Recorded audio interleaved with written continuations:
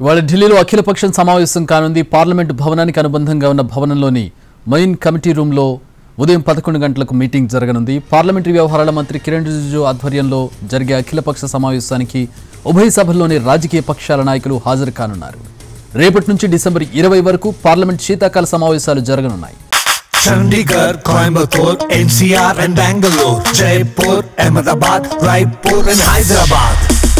We've been here, we've been there, Veka's been just everywhere. ఈ సమావేశాలపై all పార్టీలో చర్చించనున్నారు. వివిధ పక్షాల నేతల అభిప్రాయాలను తీసుకోనున్నారు. పార్లమెంట్ ముందుకు పలు కీలక బిల్లులు వచ్చే అవకాశం ఉంది. ఒకే దేశం ఒకే ఎన్నిక, వక్ఫ్ బిల్లులకు చట్టరూపం ఇవ్వాలనే సంకల్పంతో ఉంది మోడీ సర్కార్.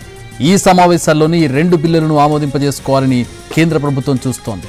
అయితే ఈ 2 బిల్లులను కాంగ్రెస్ నేతృత్వంలోని ఇండియా కూటమి తీవ్రంగా వ్యతిరేకిస్తోంది. ప్రస్తుతం పార్లమెంటరీ సంయుక్త కమిటీ పరిశీలనలో వక్ఫ్ సవరణ బిల్లు ఉంది.